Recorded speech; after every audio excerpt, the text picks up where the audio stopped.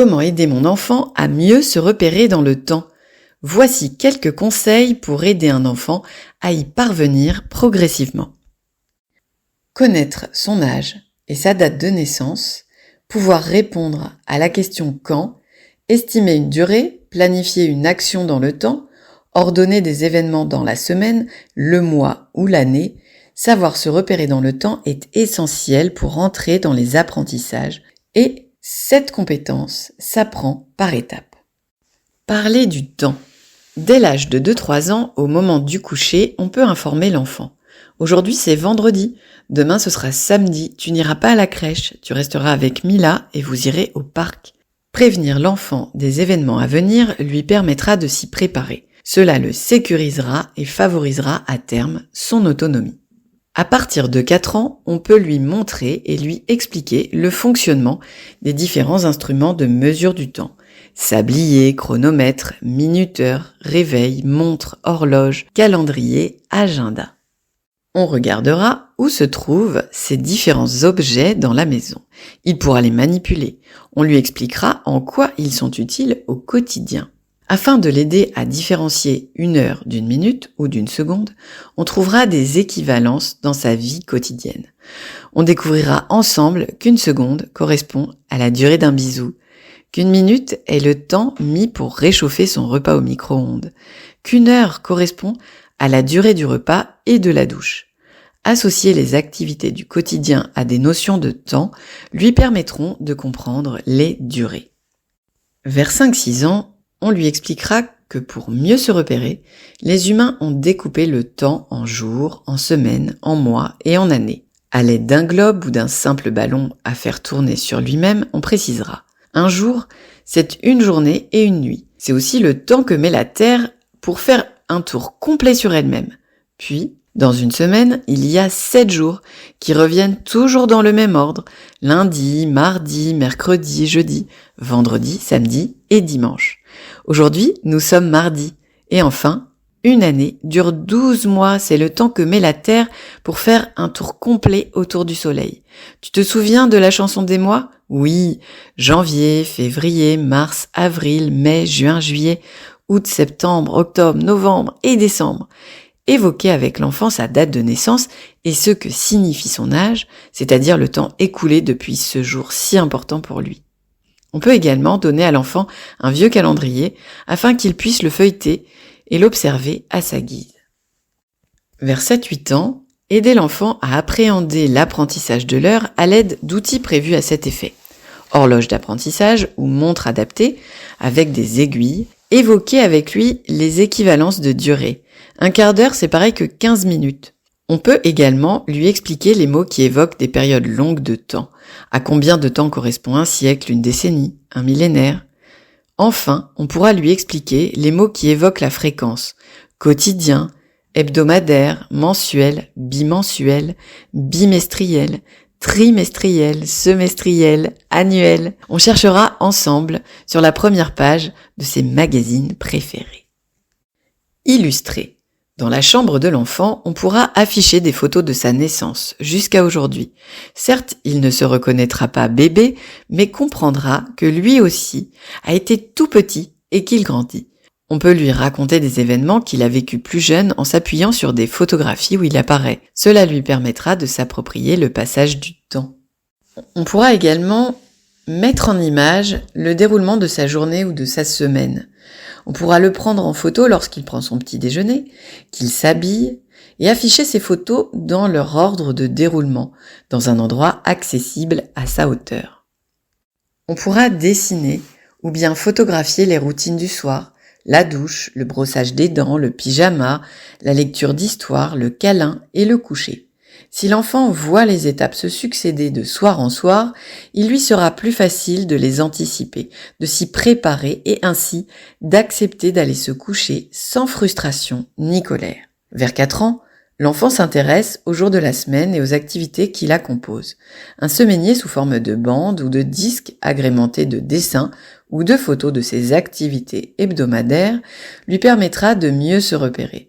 On discutera de sa semaine à venir et on placera des indicateurs. Flèche, pince à linge, trombone, sur les événements particuliers. Rendez-vous chez le dentiste, départ en vacances. Pouvoir anticiper ces événements inhabituels lui permettra de mieux s'y préparer. Dès 4 ans et demi ou 5 ans, il peut construire le calendrier linéaire, aussi appelé poutre du temps. Cet outil représente de façon linéaire les 365 jours de l'année, signale les changements de semaines, de mois, de saison et permet de signaler les événements à venir. On pourra y noter les fêtes importantes, célébrées en famille, mais aussi celles vécues à l'école, Halloween, le carnaval, et tant attendues par l'enfant. De temps en temps, on peut revenir sur les activités écoulées, se souvenir, observer et constater ensemble le temps passé. Compter les âges. Compter les âges de chaque personne dans la famille et les comparer lors de chaque anniversaire. L'enfant dès 4 ans et demi comprendra qu'il grandit et que ses frères et sœurs aussi. Impossible dès lors de les rattraper. Dessiner un arbre généalogique en renseignant l'année de naissance de chacun des membres de la famille permet d'évoquer avec l'enfant la notion de génération. Compter le temps. Dès 2 ans et demi, on peut aider l'enfant à percevoir les durées en décomptant à voix haute le temps restant. 5, puis 3, puis 1 minute et c'est fini.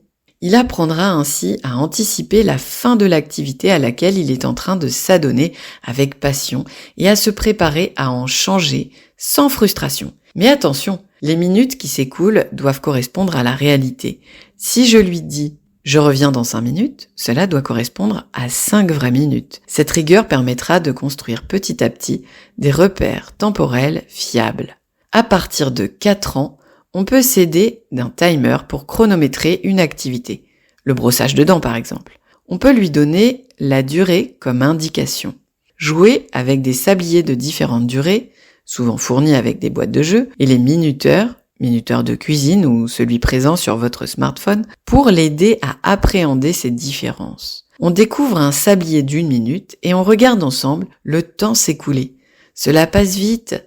On pourra comparer ensuite avec un chronomètre, ou un minuteur qu'on fixera à 3 minutes. C'est plus long. Il est important que l'enfant fasse l'expérience d'attendre avec l'adulte afin de ressentir les différentes durées. Si on lui confie régulièrement des missions de maître du temps qui consistent à lui laisser surveiller seul le temps de cuisson des œufs à la coque avec un minuteur, ou bien encore celle des pâtes à l'aide de la montre digitale du four, il adorera endosser cette responsabilité de la plus haute importance. Dès que l'enfant sait reconnaître les nombres de 0 à 12, on observera avec lui les aiguilles d'une horloge et on lui expliquera que la petite aiguille indique l'heure. Même si cela reste encore très abstrait pour lui, il saisit petit à petit qu'une horloge est un repère. Sitôt qu'il sait bien compter, on dénombrera ensemble les secondes en regardant la trotteuse, l'aiguille la plus longue, courir autour du cadran. On observera ensuite la grande aiguille se déplacer et on lui expliquera qu'elle indique les minutes. Elle paraît immobile et pourtant, on comparera patiemment avec l'enfant son déplacement avec le défilement des chiffres sur une horloge digitale. Le calendrier de l'Avent reste enfin la façon la plus gourmande de compter le temps, le nombre de fenêtres à ouvrir et donc de chocolat à dévorer en attendant Noël. Dehors toutes. Sortir dès qu'on le peut et prendre le temps d'observer avec l'enfant les bourgeons, les fruits sur les arbres, les couleurs du ciel aux différents moments de la journée, les feuilles mortes jonchant le sol, écouter le chant matinal des oiseaux, le laisser toucher la rosée sur l'herbe, commenter la position du soleil, la taille des ombres, la lune qui croît et décroît, la mer qui monte et descend, percevoir et qualifier avec lui les différents changements de température au sein d'une même journée. Si on a la chance d'avoir un extérieur, jardiner avec l'enfant lui offre la chance d'observer les différentes étapes de la croissance d'une plante dans le temps.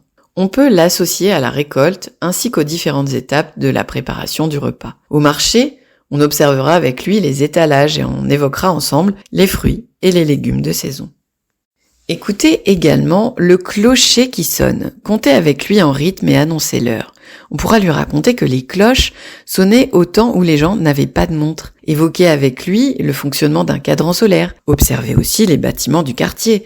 On observera les différences entre les vieilles bâtisses et les plus récentes. visiter les châteaux de la région ou les ruines. Enfin, organiser une chasse au trésor pour son anniversaire. L'enfant devra alors ordonner, selon une logique de déroulement, des séquences temporelles précises tout en s'amusant et en collaborant avec ses copains.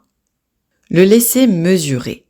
Vers 3 ans, on constatera avec l'enfant qu'il grandit. On lui montrera ses anciens chaussons ou vêtements de bébé qu'il ne peut plus porter.